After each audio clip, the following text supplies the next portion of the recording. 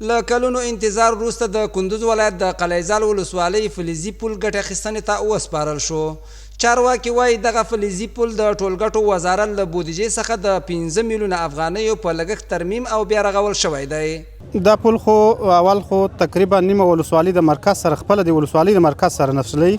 بعد له هغې دا یو ترانزیټي لاره ده چې د یو ولایت د مزار شریف د ولایت سره وصلوي او بل دغه دوه لکه نیمې ولسوالۍ د مرکز سره وصلوي او ولسوالۍ خپله هم د ولایت سره وصلوي. موږ له ټولو هغه ملي تجارانو نه دا هیله او دا امید ده چې دوی راسي خپل هیواد ته خپل هیواد په خپلو مټو باندې آباد کړي، ځکه افغانستان کې امنیت تامین ده، سرتاسري امنیت ده، هیڅ مشکل نشته او موږ خپل ټول ارګانونو ته دا هدایت دی چې داسې پروژو او د داسې پانګوالو امنیت ته تامین کړي او وساتي. په ورته وخت بیا د قلیزال ولسوالۍ اوسیدونکي چې له څو کلونو راهیسې په دغې لارې د تګ راتګ پر مهال کړاوونه زغملي د دې پل په بیا رغونې خوښي څرګندوي.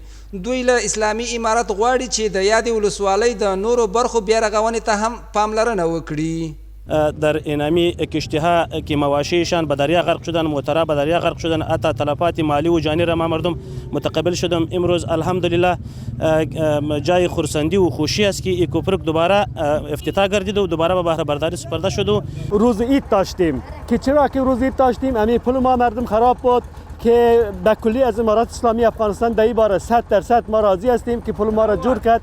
دا پل په داسې حال کې د کندوز ولایت په قلیزال ولسوالۍ کې له بیا رغونې وروسته پرانیستل کیږي چې د روان کال په اوږدو کې د دغه ولایت د ټولګټو ریاست لخوا 6 لوی او وړې پروژې پلې او ګټې اخیستنې ته سپارل شوي دي.